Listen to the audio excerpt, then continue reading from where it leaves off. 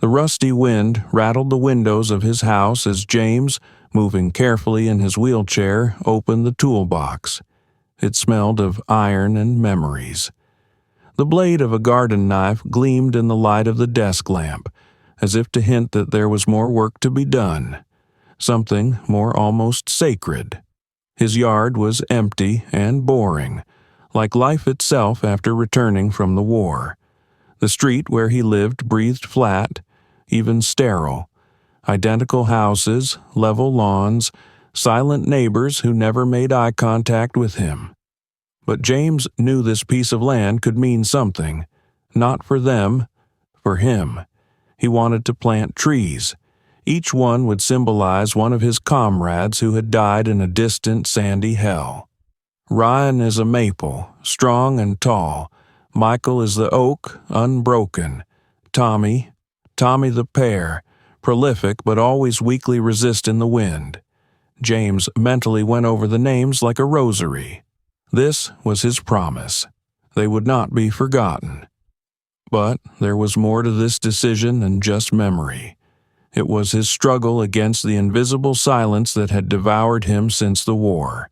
Each blow of the shovel against the ground would sound like a protest against the emptiness that remained inside.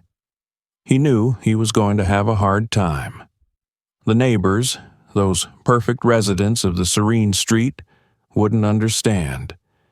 They were already whispering when he moved in here. Why him? Why not someone else? Some complained that his wheelchair left marks on the pavement. Others raised their eyebrows as they watched him move slowly, stubbornly through his yard. But James paid no attention to them. He chose the first saplings, maple, oak, willow, which reminded him of Tommy's laughter when they sat under the tree before the next flight. When he delivered the trees, it took him a long time to unload them from the back of the van while the neighbor across the street watched, arms crossed over his chest. "What's this for?" the neighbor said coldly, glancing around at the trees and the homemade name tags. James froze for a moment, his hand gripping the wheelchair handle tighter. "It's for those who are no more," he replied without taking his eyes off the ground. The neighbor snickered unhappily and walked away, but James knew this wouldn't be the last time his plans would cause questions or judgment. He spent the entire evening working in the light of a street lamp. The moment the first tree was in the ground, James felt something in his chest tighten and let go. But in the darkness of the yard, it felt like someone was watching him from behind the curtains, and he already knew. His garden would become more than a monument. It would be a battlefield. The morning began with a muffled knock on the door. James, who was used to the mechanics of getting up in a wheelchair, opening the door carefully so as not to hit the frame, was hardly surprised to see an empty staircase. On the mat, however, was an envelope bearing the official logo of the Homeowners Association, HOA. The white paper with the embossed crest felt icy to his touch. Opening the letter, he ran his eyes quickly over the lines. The formal tone was cold in his face. "Dear Mr. Hill, the Homeowners Association is advised that your recent decision to plant trees in your yard violates the Neighborhood Improvement Code. According to Section 4.2 of the Code, any landscape changes must be approved by the HOA. You have 14 days to correct the violation. Failure to do so will result in penalties." James squeezed the letter so hard that it crumpled in his hand. He felt his heart begin to pound in his chest. A violation? How could planting trees be a violation? After a moment, his gaze fell on the second line. The underline, "Your recent decision." The word "your" somehow sounded in his head like an accusation. The war had taught him to read between the lines. He knew that this letter was more than just a formality. They weren't happy, unhappy with him. The money from his military pension helped him buy this house. He chose this neighborhood because it was quiet, because he wanted to be away from the noise of the city. But from the very first day he moved in, the neighbors made no secret of their displeasure. They didn't say anything out loud, but the looks, those long, assessing glances, said it all. "Another one. Have you seen it? In a wheelchair and with that color," the neighbor muttered once, thinking he couldn't hear. James folded the letter back into the envelope and stopped by the kitchen. His hands shook as he made coffee. He looked out the window, where 3 trees already stood proudly in the ground. Fresh leaves, brought by the wind, lay beneath the nameplates of his comrades. He would not remove them. No way. By lunchtime, he had decided he would respond. In words, in action, he didn't know, but he wouldn't give up. 2 days later, a second envelope arrived. Same logo, same cold text. But now the letter was longer. It listed the complaints of neighbors. The trees allegedly spoil the aesthetics of the neighborhood, cast shadows on other people's plots, and interfere with the growth of the lawn. At the end of the letter was a postscript. "Some residents have expressed concern that your garden project is disrupting the harmony of the neighborhood. The HOA has to consider the majority opinion." Harmony. James laughed involuntarily. The word seemed to be imbued with a subtle racism. They thought he was out of place here, not just his trees, himself. Later that afternoon, as James was trying to rake up gardening tools by the garage, the neighbor across the street, the same one who had eyed him suspiciously earlier, approached. "I'll just be blunt," he began, stretching his words. "You may not know it, but we have certain rules here. We want our neighborhood to remain, how should I put it, neat, civilized." James turned slowly, meeting his gaze. "Civilized? Is that some sort of code for without me?" His voice sounded calm, but there was a sense of steel in it. The neighbor averted his eyes but continued. "Just take those trees down. Nobody wants misunderstandings." Those words sounded like a threat. When the man left, James sat on his veranda for a long time, looking out at the trees. He remembered his comrades, how they had defended people they never knew in a country where no one was waiting for them. And now he himself was back on the front line again. Only now it was not sand and explosions, but bureaucracy and contempt. He decided he would write a response to the HOA. He would remind them that these trees are not just plants, but a monument. He also realized that this letter was just the beginning. The real battle was just beginning. Let's pause for a moment. Write in the comments where you are listening to our stories from. Have you experienced something similar in your life? Have you faced injustice, bias, or misunderstanding from others? And, of course, don't forget to subscribe so you don't miss new stories. And we'll keep going. The first thing James noticed when he wheeled his wheelchair into the yard that morning was the curtains. They twitched like the fluttering wings of moths, not just once, but in several windows at once. Someone was watching him. He tried to ignore it, focusing on the soil around the trees he wanted to fertilize, but the feeling that his back was in the crosshairs of invisible eyes didn't go away. After a few minutes, he heard whispering, the voices of 2 women from across the street. "It's him again.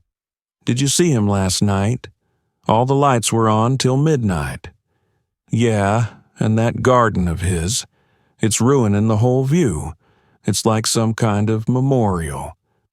They're always doing something weird," one of them added, deliberately loud. James froze. That word, they. It sounded like a gunshot, right between his shoulder blades. He'd heard it before, many times when he was still in the service. It had always meant the same thing then. You're a stranger. You're not with us.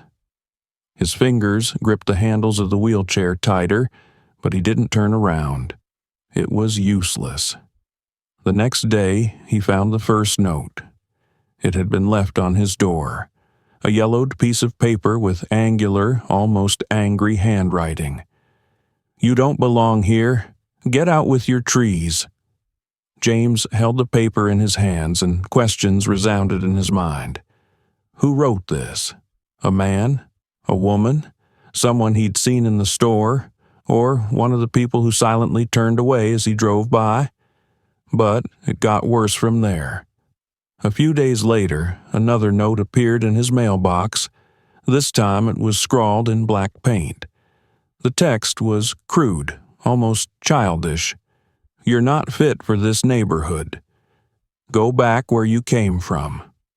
James felt something cold envelope his chest. He stared at the words as if trying to find some logic in them, but all he found was rage. That night, he heard a noise outside the window, a quiet creak, as if someone was moving something heavy. He carefully wheeled his wheelchair to the window and opened the curtain. Outside, by his trees, stood 3 teenagers. They were kicking the trunk of a young oak tree, its roots barely holding in the ground. "Stop it!" James shouted, but the sound of his voice was drowned out by the silence of the night. The teenagers laughed and ran off without even turning around. When he pulled into the street, the oak tree was already tilted sideways. His comrade Michael, whose symbol he wanted to preserve in this tree, was offended by these actions. James straightened the tree as best he could, tied it to a support. He wouldn't let them break his memory. The next day, he ran into another neighbor, Mr. Randall. He stopped at his fence with his arms folded across his chest. "Listen, buddy," he began. "Maybe you should think about reconsidering your ideas. We're not here to see memorials everywhere. This is a residential neighborhood, okay? And people like you." He paused, but James realized what he was trying to say. They're usually better off elsewhere. James stared at him for a long moment without answering. He had nothing to say except one thing. "I'm not giving up." And then Randall grinned. "Let's see how long you can hold out." But James already knew. Those glances through the curtains, the whispers behind them, the notes, the ruined trees. It wasn't just their protest. It was their fear. They didn't want anyone to remind them that the world was bigger than their cozy street. They didn't want to see someone who didn't fit into their pattern. But James swore to himself. His trees would stand. They would live, even if it cost him everything he had left. The HOA's letter of rejection lay on the table like a challenge. James reread it again, taking in every wording. The official language sounded like a cold judgment. "We have reviewed your request to preserve the trees you have planted. Unfortunately, their presence does not meet the approved landscaping standards of the neighborhood. You have 7 days to remove said objects. Failure to do so will subject you to penalties of $500 for each day of non-compliance." He gripped the wheel of his wheelchair tighter. These people didn't just want to destroy his garden, they wanted to destroy his will. James decided that he would not remain silent. He wrote a letter back, explaining in detail that each tree was a memory of his fallen comrades, that he had chosen these trees for a reason, that each name on the plaque was a part of his life. He enclosed copies of his medals, photos from the war, even a recommendation from his commander, who confirmed his services to the country. The HOA's response came 3 days later. "Your emotional explanation is appreciated, but cannot be the basis for a rules violation." HOA is meant to maintain harmony in the neighborhood. We cannot make an exception for individual residents as it could set a precedent. Harmony. There's that word again. The following week, James received his first fine. The envelope contained a document with dry wording and the number $1,500. But it wasn't the money that was the real blow. It was handwritten on a separate sheet of paper. Did you really think you could get away with anything just because you're a veteran? Some rules can't be bought with medals. Get out. James felt everything boiling inside. He pulled into the yard and watched the neighbors pretend not to notice him. But he knew. They were watching. They knew he'd gotten the letter. He called the association and demanded a meeting. The response was the cold voice of a woman who patiently explained that his trees created a hazard to the landscape and could ruin the aesthetic appeal of the neighborhood. Is it because of the trees or because of me? James asked sharply. There was silence on the phone. We are acting in the best interest of all residents, Mr. Hill, came the reply. The following week, another letter was brought to him. This time, it was openly threateningly frank. Your actions show an inability to adapt to the standards of our neighborhood. Perhaps you'd be better off finding a place that better suits your lifestyle and history. Stories. James realized that they were alluding to his racial background. This isn't just a fight for the trees. This is an attempt to erase him, to make him disappear. The fines continued to pile up. The amount had already exceeded $5,000, and the HOA was threatening legal action. One morning, as James was riding his wheelchair along the property line, he noticed a new neighbor standing at the fence, loudly discussing with another about how some people come in and break things. It's for a reason, said one of them. They want us to swallow it all. James paused. Is there something you want to tell me? His voice was firm, despite the pain in his chest. We're just saying there should be order for everyone, the man replied with a smirk. Or maybe they make exceptions for some people. Order? James interjected. It's not order, it's cowardice. The man grinned and turned away. That night, James heard a thud outside his window. He quickly ran out onto the veranda, but only had time to see someone's shadow disappear around the corner of the house. In the morning, he found broken branches in one of the trees. He knew they wouldn't stop. They would try to break him. But James was a veteran, and he knew the real battle was just beginning. Evening light flickered through the broken branches of the tree as James sat in the yard, looking out over his battlefield. Broken branches, torn nameplates, and soil that had been dug up by someone else's feet. The smell of grass still lingered in the air, but to James it was the smell of something more, of defeat being tried again. He felt old memories begin to rise from the back of his mind like smoke from a recently extinguished campfire. His hands automatically found the scars on his thigh, the same ones that had brought him to life in a wheelchair. The scars from the explosion that took half of his squad. The faces of his comrades came to mind. Ryan, with his eternal laugh, who even during the shelling found a joke to boost morale. Michael, always serious but loyal to his last breath. Tommy, the youngest, who dreamed of one day opening a restaurant and feeding all veterans for free.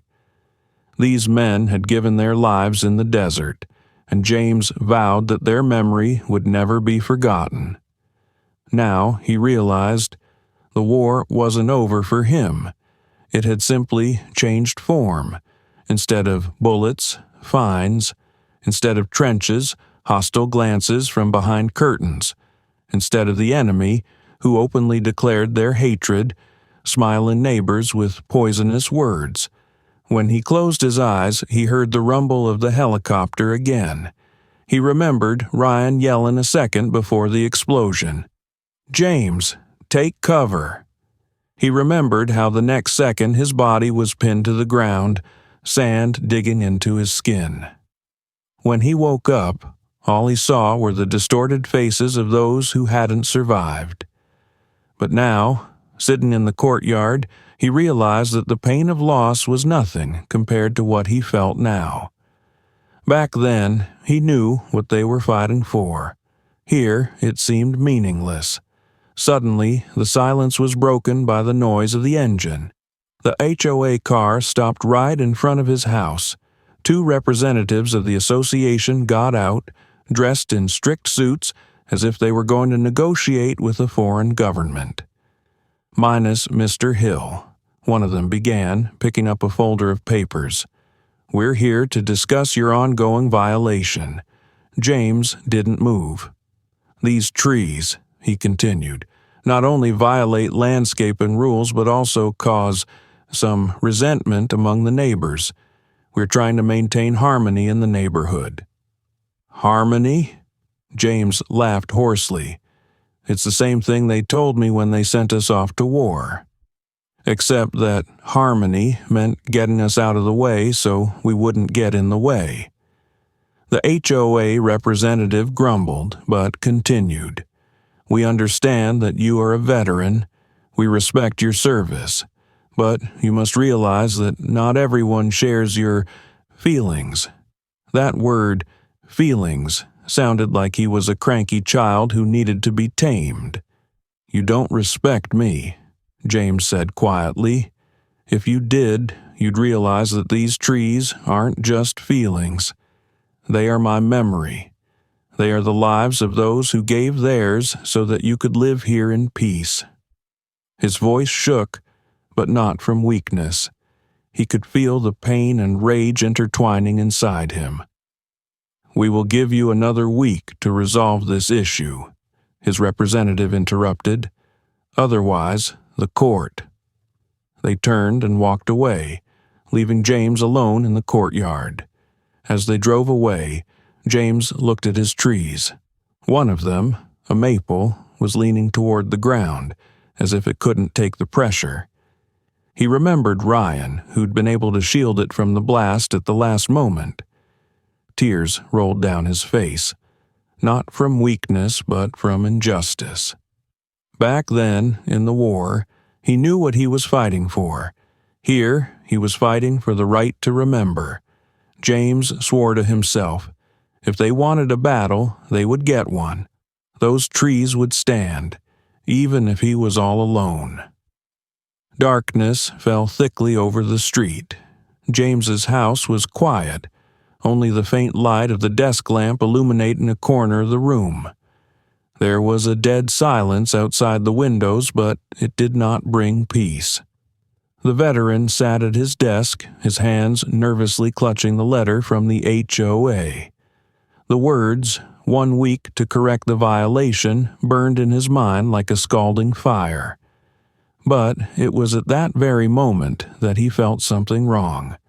A quiet, barely audible sound, like someone treading carefully on the grass. James tensed, his fingers gripping the armrests of the wheelchair. He closed his eyes and took a deep breath, trying to convince himself that it was just the wind. But suddenly there was a cracking sound, loud and sharp. James opened his eyes quickly, his heart racing. He reached for the window, carefully lifting the curtain. A shadow flashed across the courtyard. A human figure. No, two. They moved quickly, almost silently, but James caught a glimpse of one of them swinging something heavy and hitting a tree. The crack of a branch breaking made his blood boil. He quickly grabbed his phone, but the moment he dialed a number, a new sound came. The second shadow was shouting something. The voice was low, hoarse, and James caught the words. "Take out your trees before you break down like them." He put the phone down, squirming in his chair. His fingers trembled, but he knew it was useless to make the call now. Whispers he couldn't make out echoed outside the window like the conspiratorial voices of a tribe in a deep forest. James suddenly felt like his house had become his prison. He couldn't get out. His wheelchair, it seemed, was now another barrier between him and the world. He dared to look out the window again. The shadows were gone, but the trees, oh, his trees. The first tree, Ryan's maple, stood with what appeared to James to be a bloody trunk. The branches were lying on the ground, their wounds bright white in the moonlight. The second tree, Michael's oak, had been ripped out of the ground and lay on its side like a wounded soldier. His throat constricted, and he felt tears come to his eyes. He turned the wheelchair around with difficulty, wheeled out of the house despite the darkness. The cold night air hit him in the face, but he didn't feel it. He drove up to the trees, his hands shaking as he tried to lift an oak tree. The ground creaked beneath his wheels, but the tree didn't move. A quiet chuckle sounded from behind him. James froze. "What? You can't handle it, old man?" A voice came from the darkness. He turned, but there was only emptiness. Emptiness and the feeling that he was back at war, that the enemy was hiding in the shadows. "Come out," he shouted, his voice echoing through the night street. "If you have something to say it to my face." Silence. Only a faint wind moved the leaves. He looked at the oak tree again. It had been Michael's tree, strong, unbending Michael, and now it lay in the dirt, like those he couldn't save. When James returned to the house, he closed all the doors, pulled the curtains, but the feeling of safety didn't come. The night turned into an endless wait. He sat in his wheelchair by the window, listening to every sound. At 3 a.m., he found a note taped to the door. "Your trees are as unnecessary as you are. Get out before it gets worse." Those words cut him more than broken branches. They made him remember those moments when he felt unwanted. After the war, when doctors said he would never walk again, when friends stopped calling because they didn't know what to say. But now it was different. It was deliberate, cold violence. It was eating away at him from the inside, making him feel like he was alone on the battlefield again. James realized that the war had come back to him, and it was here, in his own backyard. Let's pause for a moment. Write in the comments where you hear our stories from. Have you experienced injustice or bias? Maybe you have similar cases you're willing to share. And don't forget to subscribe so you don't miss the sequel as we continue. The sun was setting, coloring the sky a blood-red hue as James made his way toward the building where the HOA meeting was to be held. His hands gripped tightly to the wheels of his wheelchair, and his heart was beating so hard he thought it could be heard in the next house. The meeting was advertised as an opportunity to discuss important community issues. But James knew that the main topic would be his trees and his right to belong in the neighborhood. As he pulled up to the entrance, he noticed groups of neighbors standing in a semicircle like soldiers before an attack. Their gazes burned through him. A woman in a strict suit said loudly, "Well, there he is, our war hero," and her sarcastic tone caused nervous laughter among the crowd. James felt something inside him clench. He moved into a hall filled with the smell of cheap coffee and tension. Chairs stood in even rows, and at the end of the hall, at a long table, sat the HOA members like judges at a trial. The stares were cold, almost inhuman. The HOA head, Mr. Randall, stood up when James stopped by. His face was strained, like he was trying to appear polite, but even that looked like a sneer. "Good evening, Mr. Hill," he began. "We're glad you could come, despite the circumstances." James didn't answer anything, only nodded. Randall continued, addressing the audience. We are here today to discuss a problem that affects us all. We must decide how to deal with an improvement violation that creates a nuisance for our community.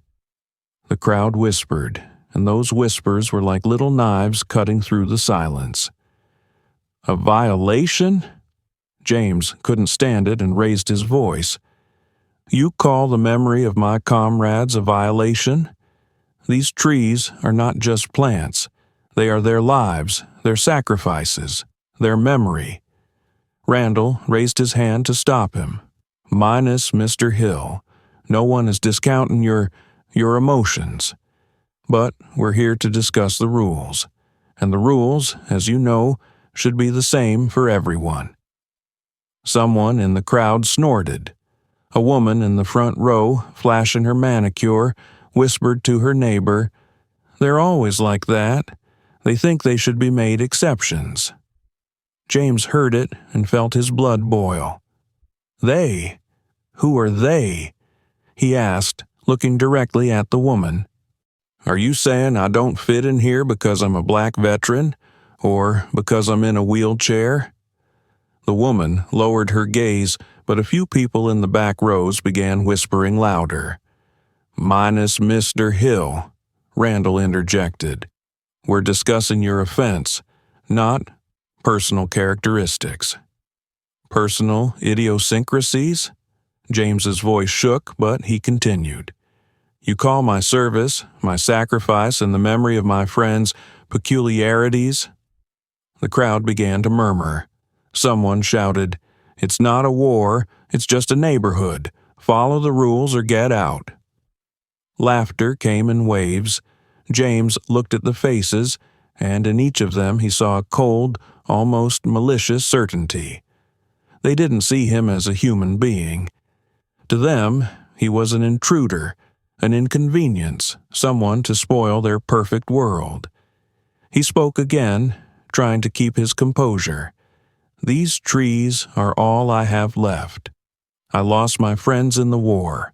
I lost the ability to walk, but I will not lose their memory. Enough of this drama, shouted a man from the back rows.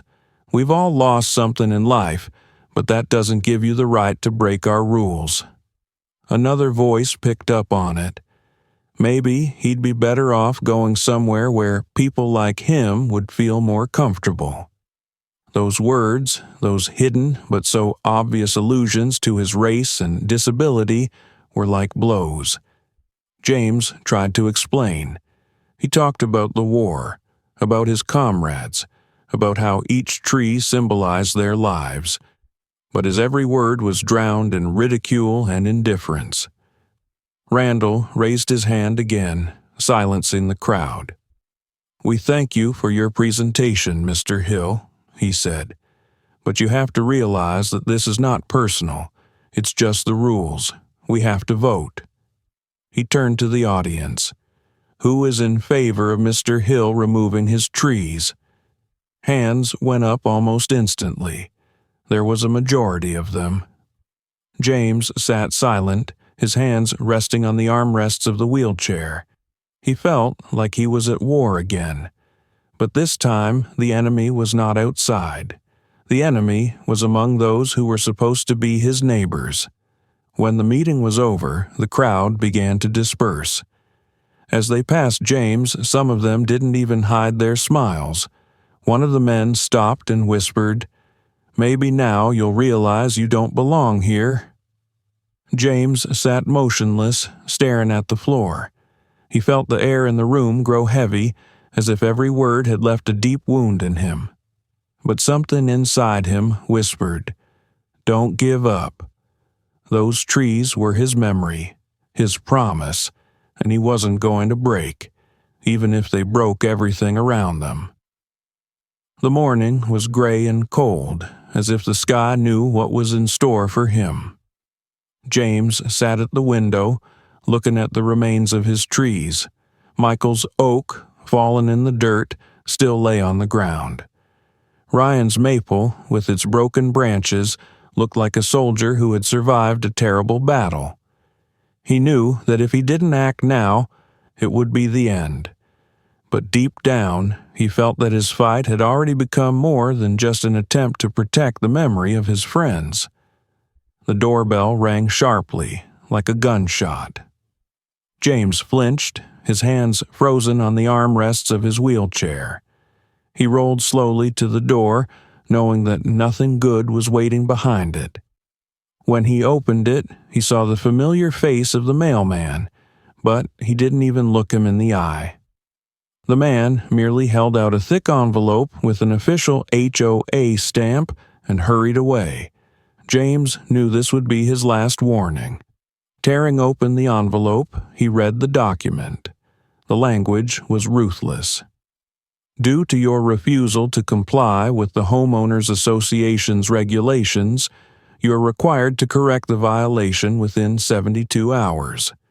Failure to do so will result in us having to go to court to enforce compliance and collect the accumulated fines. The fines have already totaled over $15,000. Something new was added at the end of the document. Your behavior violates the harmony and cultural values of our community. Cultural values. James felt his hands clench into fists. These people tried to push him out again and again, as if his existence was a blemish on their picture-perfect neighborhood. He closed his eyes, his mind filled with memories of the war. Back then, he had been surrounded by comrades who were willing to fight for him, even at the cost of their lives. Now, he was alone. But something changed in that moment.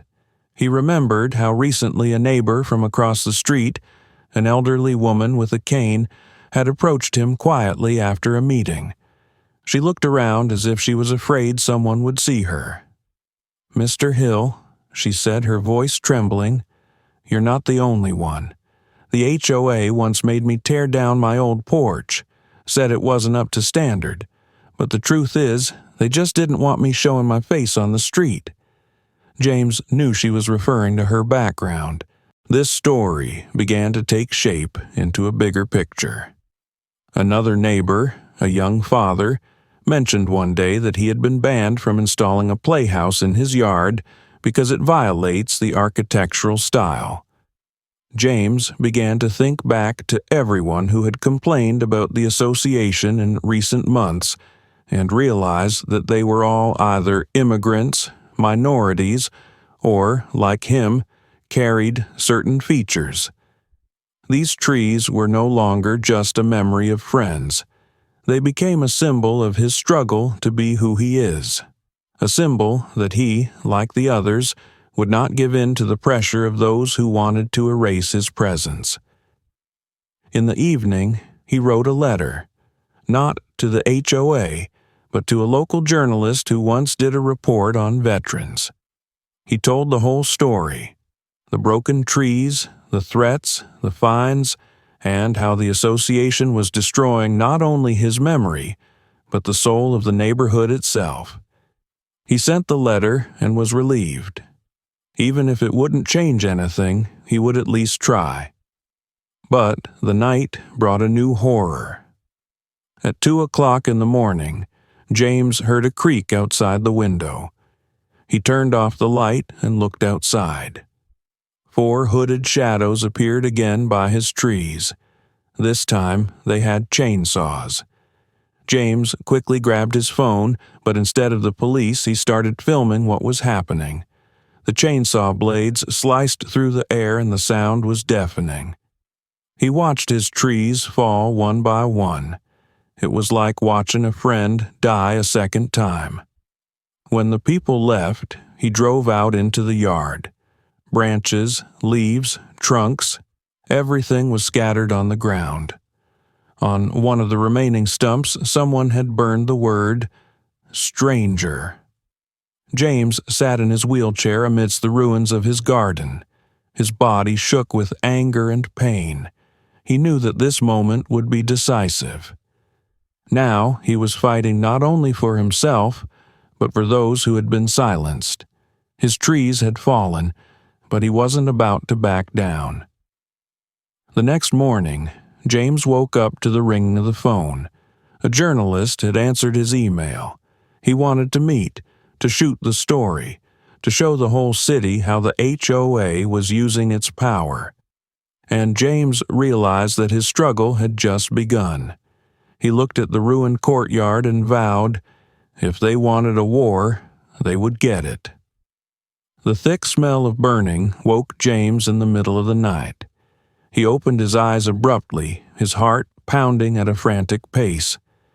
At first, he thought he was back in the heat of battle, that the enemy was close, that the helicopters were about to take to the air. But, instead of the rumble of artillery, he heard a crackling sound, the sound of fire devouring wood. He quickly wheeled his wheelchair out of the bedroom, heading for the front door. Smoke filled his nostrils, and despite his panic, he grabbed the fire extinguisher that was always by the door. When he opened it, a wave of heat swept over him. The tree, the last surviving tree from his garden, was burning, illuminating the dark yard with bright reflections. The flames soared upward, greedily devouring leaves and branches. "No!" shouted James, feeling everything inside him tearing up. He pulled onto the veranda, his hand shaking as he tried to aim the jet of the fire extinguisher at the flames. But it was useless. The fire was too strong and the smell of gasoline lingered in the air. This was no accidental fire. It was an act of war. Neighbors began to look out of their windows. Some went outside. Someone shouted loudly, "What's going on here?" But no one tried to help. No one even took a step toward the burning tree. One of the men added loudly, "Maybe this is a sign that it's time to let this story go." James, not listening, continued to fight the fire until his strength left him. The flames died down only when the charred trunk of the tree was left. He sat on the veranda, choking on smoke and despair, his hands falling helplessly on the armrests of his wheelchair. It was the final blow. In the morning, when he went out into the yard, he found another note taped to his mailbox. It said, "Do you understand now? You're not needed here." These words were the last straw for him. He picked up the phone and called his lawyer, who had been recommended to him by a journalist. He couldn't take it anymore. The trial began 2 weeks later. At meetings, the HOA presented him as the aggressor, a man who allegedly, knowingly broke the rules and tried to spoil the harmony of the neighborhood. They emphasized his fines, his stubbornness, his alleged lack of cooperation. "Minus, Mr. Hill is creating conflict where there was none," stated the HOA attorney. His trees are a personal project that he is trying to impose on the entire community. We are not against his memorial, but rules are rules. James sat in his wheelchair in front of the court, listening to those words, feeling his soul being wounded all over again. His lawyer had done his best to tell James's story, about his service, about his comrades, about the significance of those trees. But he knew it wasn't just a fight for legitimacy. It was a fight against bias, against a system that had been rigged against him from the beginning. The trial went on for weeks. Every day, James returned home exhausted, his health deteriorating. Stress, sleepless nights, and the constant feeling of being surrounded by the enemy were eating away at him from the inside out. But one night, as he lay there trying to sleep, a phone call came. It was a journalist. "James, there's a report on your story tomorrow morning. We showed the camera footage of your trees being broken and pictures of what was done to your yard. People need to know." Those words gave him a spark of hope. He knew the fight wasn't over, but now he wasn't alone. The next day, the report sparked a wave of public outrage. People began discussing not only his case, but other stories of HOA bias. James received calls from strangers saying they were with him, that they supported him. But the final tragedy came a week later. His house was vandalized. The windows were broken. The walls were scrawled with the words, "Stranger, go back to where you came from." It was the last sign that the neighborhood would not accept him. With pain in his heart, James realized that his garden had been destroyed. His home turned into a battlefield, but his spirit was not broken. His struggle turned into a movement, and he vowed that he would not stop until those who had suffered from bias received justice.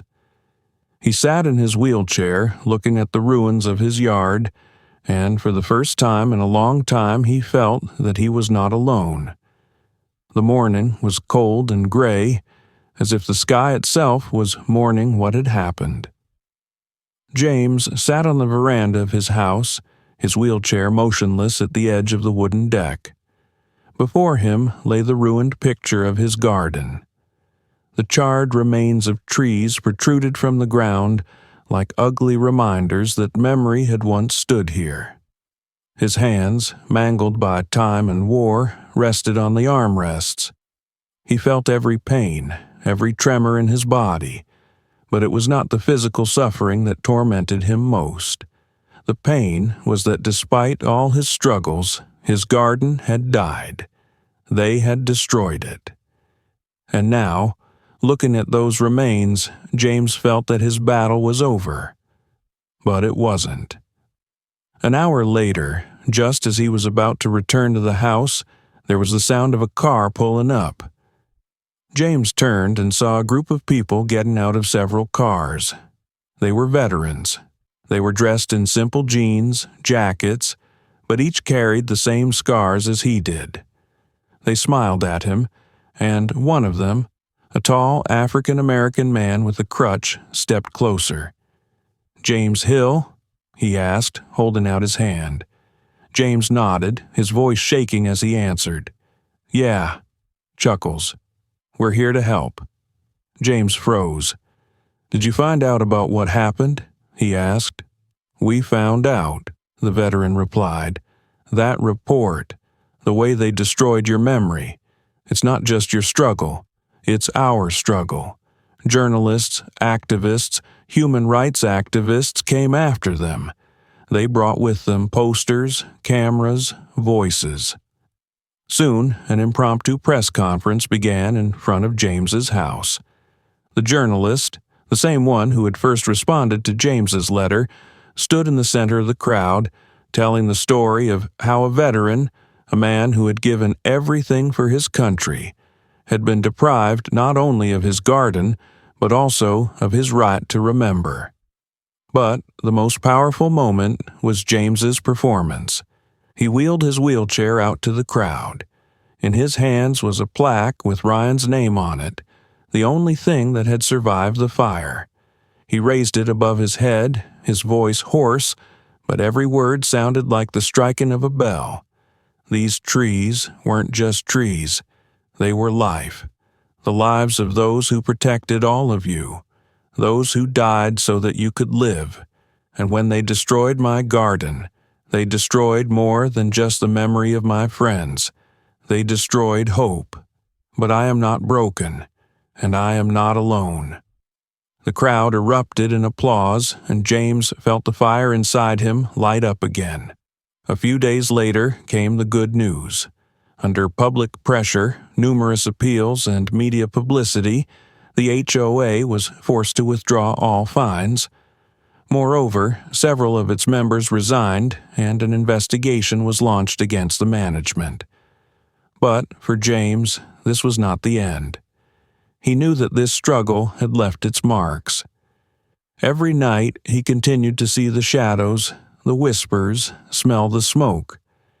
These scars weren't visible, but they were deeper than all the others. Nevertheless, his story inspired many. People began writing to him, sharing their stories of fighting injustice. Several veterans joined his fight, creating a foundation that helped those who faced bias in their communities. James could no longer get his garden back. But he knew that the roots of his trees were still there, deep underground, invisible but strong, like the memory of his comrades, and those roots had sprouted new shoots that no one could destroy. As James watched the sunset, he felt that his friends were somewhere close by, and in that moment, he knew he had done all he could. Their memory would live on, and his struggle had become part of something bigger, part of change. Write in the comments what you think about this story. Have you experienced racism or injustice in your life? We are very interested in your opinions and stories. We appreciate each and every one of you and are grateful for your support. Please subscribe to the channel and give us a like so that you don't miss new stories. We wish you a good day and justice in everything.